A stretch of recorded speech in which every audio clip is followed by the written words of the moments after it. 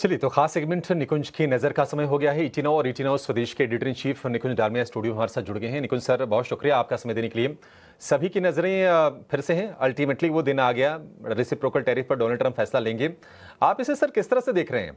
बाजार में हालांकि हम कोई ऐसी घबराहट देख नहीं रहे हैं, लेकिन कोई ऐसे की पॉकेट्स, की सेगमेंट जहां पर आपको लगता है कि सतर्क रहने की जरूरत है? मेरा तो डिम्पी जी भी शो में, क्या बात है, सुबह मैसेज नहीं आया आपका? व्हाट्सएप आता था जो मार्केट में?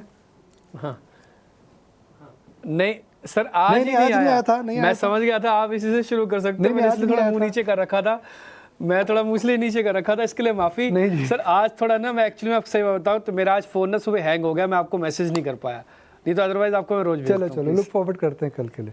देखिए, मेरा मानना है अभिषेक कि जो टैरिफ है ये एक तरफा बाइनरी इवेंट नहीं है। इसके अंदर हो सकता है कि कल क्लैरिटी भी देखने को ना मिले, बिकॉज इतनी बड़ी ऐलान एक दिन के अंदर आना, एक महीने के अंदर रेडी होना, मुझे नहीं लगता होगा। बिकॉज टैरिफ के पीछे पूरा खेल क्या है। अमेरिका का जो फिस्कल डेफिसिट है इस समय काफ़ी ज़्यादा हो चुका है, जिसे हम डेट बोलते हैं। फिस्कल डेफिसिट हिंदुस्तान में उनका डेट काफ़ी ज़्यादा हो चुका है। वो कुछ भी करना चाहते हैं जिससे उनका डेट कम हो, वैसा करना चाहते हैं जिससे अमेरिका की इनकम बढ़े और उनका जो खर्चा है वो कम हो। जो टैरिफ है एक दिन में पूरी तरह से मुझे नहीं लगता कि आएगा और पूरी तरह से इम्प्लीमेंट होगा। मिसाल के तौर पर अगर आप देखें तो कितनी बार हमने देखा कि चाइना और मेक्सिको के टैरिफ को लेकर के वाद विवाद हुआ। उसके बाद हमने देखा ऑटो टैरिफ को लेकर के कितने दिनों तक वाद विवाद हुआ। तो मुझे नहीं लगता है कि कल हमें पूरी क्लैरिटी मिल जाएगी, और जो भी अनाउंसमेंट्स आते हैं कोई गारंटी नहीं है कि उसके अंदर रोल बैक या फिर उसके अंदर चेंजेस नहीं आएंगे। तो पूरी प्रकार से क्लैरिटी आना मुझे नहीं लगता है कि कल संभव है। मगर अज्यूम करते हैं कि कल हमें कुछ अनाउंसमेंट्स मिल जाएं, तो हमें समझना पड़ेगा कि मार्केट में क्या पोजिशनिंग है। दो कंट्रीज जिसमें सबसे ज़्यादा टैरिफ लगा है वह मेक्सिको और कनाडा। दोनों स्टॉक मार्केट्स इस साल ऊपर हैं। तो टैरिफ को लेकर के मार्केट घबराया था, टैरिफ्स को लेकर मार्केट चिंतित था। मगर इस समय मार्केट्स के अंदर मुझे लगता है कि एक प्रकार का एडजस्टमेंट हो चुका है कि भाई टैरिफ आ रहे हैं, आपको सावधान रहना पड़ेगा, आपकी दुनिया बदलेगी। दूसरी बात करते हैं अमेरिका की।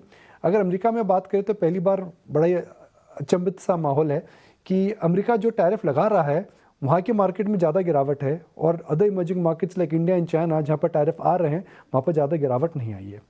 फिर टैरिफ से क्या उम्मीद करनी चाहिए? क्या वो बेंचमार्क नंबर है जिसको देख करके हम बोल सकते हैं अच्छा है, ख़राब है?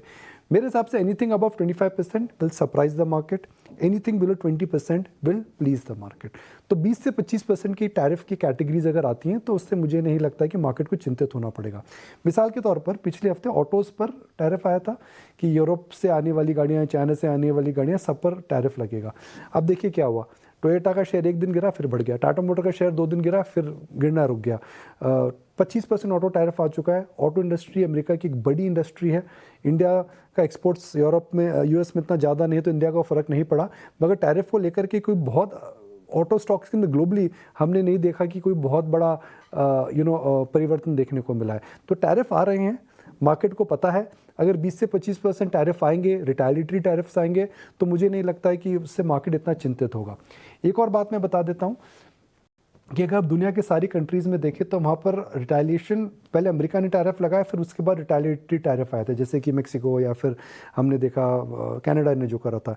हमारी समझ ये है कि India has already made a proposal कि भाई हम मानते हैं कहाँ कहाँ पर रेट्स ज़्यादा हैं इंपोर्ट के, आइए मिलकर बात करते हैं, हम साथ चलते हैं, और हम आपको ऑलरेडी आप टैरिफ लगाने से पहले हमारी सुन लीजिए, और हम कुछ आपको ऑलरेडी डिस्काउंट या हम कुछ ऑलरेडी आपको कुछ ऑफर कर रहे हैं टेबल पे लेकर के, जिसकी वजह से टैरिफ का इम्पैक्ट इंडिया पर कम आएगा। ये मेरा मानना है। देखो सर, एग्जैक्टली यही डाटा भी हमको भी शो हो रहा है, और नंबर्स में भी हम डेरिवेटिव्स भी चेक करते हैं, ऑप्शंस चेंज वगैरह सब चेक किए जो आप बोल रहे हैं, और यही स्टांस थोड़ी देर पहले हम डाटा के जरिए दर्शकों के सामने भी रख रहे थे। तो एग्जैक्टली जो आपने बात बोली है सर, लेकिन टैरिफ के अलावा भी मार्केट्स में 2-3 चीज़ें और हैं जो धीरे धीरे करके नोटिस होनेंगी। First is earnings. हम फाइनेंशियल ईयर के अंदर भी हैं, Q1 भी शुरू होगा। इस बार की अर्निंग्स कितनी इंपॉर्टेंस रखती हैं, और मार्केट इस पे रिएक्शन देगा, या उसको 2 अर्निंग्स और चाहिए रिएक्शन देने के लिए, दिवाली पे देगा? नहीं डिम्पी, अर्निंग्स इंपॉर्टेंट है बिकॉज मार्केट नीचे से बढ़ चुका है, और मार्केट नीचे से इसलिए बढ़ा है बिकॉज फ्लोज वापस आए थे और उम्मीद है कि अर्निंग्स बेटर रहेंगी।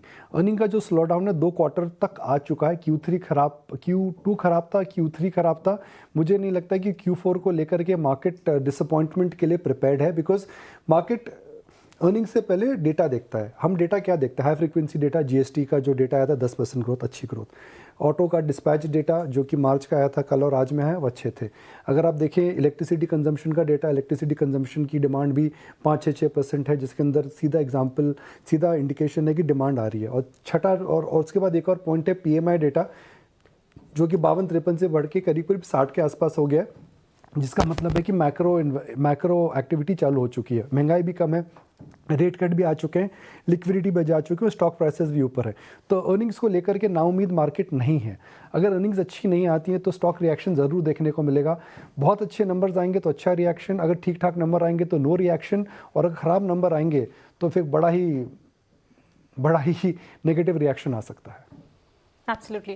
गुड आफ्टरनून निकुंज सर। अर्निंग्स की जहां हम बात कर रहे हैं तो फिर सेक्टर स्पेसिफिक अर्निंग्स को मद्देनजर रखते हुए और ये इंपॉर्टेंट इवेंट से ठीक पहले भी अगर हम देखें, इमर्जिंग मार्केट से ज़्यादा नर्वसनेस यूएस मार्केट्स में नज़र आ रही है। सो डोमेस्टिक मार्केट्स के लिए कौन से सेक्टर्स होने चाहिए रेडार पर आपके हिसाब से? देखिए, हम कई दिनों से बात कर रहे हैं वैल्यू रिटेल पे नज़र रखिए। मैं कई दिनों से बोल रहा हूँ कि वैल्यू रिटेल पे आपको नज़र रखनी चाहिए। वैल्यू रिटेल पे आपको क्यों नज़र रखनी चाहिए? क्योंकि 2023-24 का थीम था क्विक कॉमर्स, जल्दी ऑर्डर करो जल्दी पाओ, जल्दी ऑर्डर करो जल्दी पाओ, डिस्काउंट में चीज़ आएगी, छोटी आएगी, और आप बार बार ऑर्डर करते रहते हैं।